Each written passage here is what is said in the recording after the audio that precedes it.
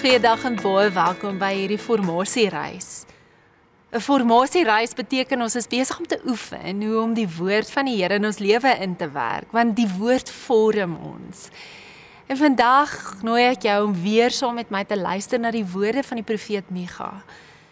En die Here te vra om daardie woorde te laat land op die plekke waar hy besig is om hierdie sade te bewerk, sodat sy woord in ons lewe kan vrug dra.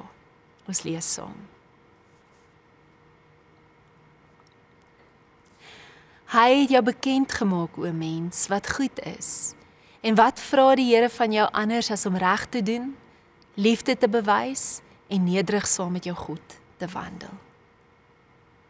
Kinders, ons liefde moet nie net woorde wees nie, maar moet met dade bewys word en dan in opregtheid.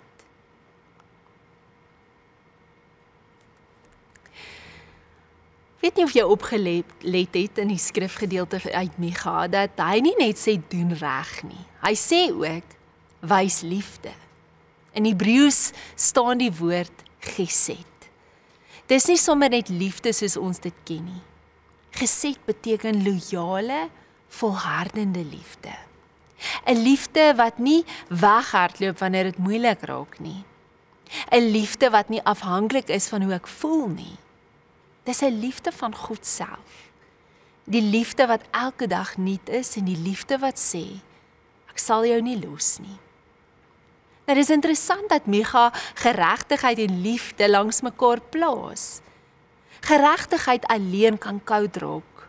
Jy weet, dis net reg en verkeerd. Liefde alleen kan vaag raak. Jy weet, net sagte airy-fairy gevoelens. Maar saam hou hulle mekaar in balans. Geregtigheid sê ek wil regmaak wat verkeerd is en liefde sê ek sal jou hand vashou terwyl ons dit doen. Jesus bring dit na sy volgelinge toe in Matteus 25 wanneer hy sê ek was honger en julle het vir my kos gegee. Ek was dors en julle het my iets te drink gegee. Ek was 'n vreemdeling en julle het my ingeneem. Ek was sonder klere en julle het my aangetrek. Ek was siek en julle het my besoek. En die mense vra verbaas, Here, wanneer het ons dit vir u gedoen?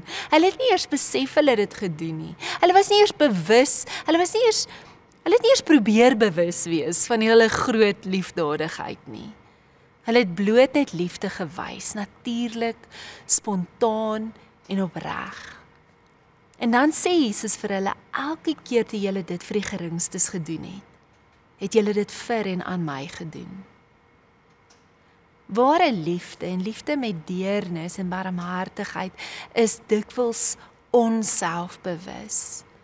Ek gee nie omdat ek hoop ek kry iets terug nie. Ek gee nie omdat ek 'n saai en maai transaksie probeer maak nie. Ek gee omdat dit liefde is, omdat reg is en omdat dit mooi is. En tog waarsku die Bybel ons beste bedoelings kan skeefloop as ons nie luister nie. Soms kan ons liefde neerhalend voel vir die een wat ontvang.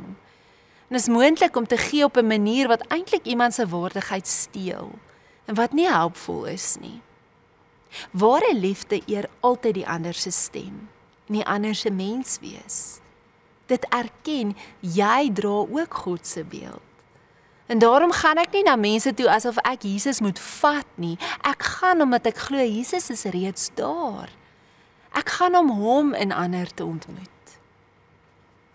Ek wonder, hoe lyk dit vir jou om liefde nie net in woorde te wys nie, maar in dade? En is daar 'n plek waar jy dalk selfliefde moet toelaat en ontvang en erken, ek is ook gering. Ek het ook Jesus nodig. Doen een daad van liefde, wat niemand hoef te sien of te erken nie.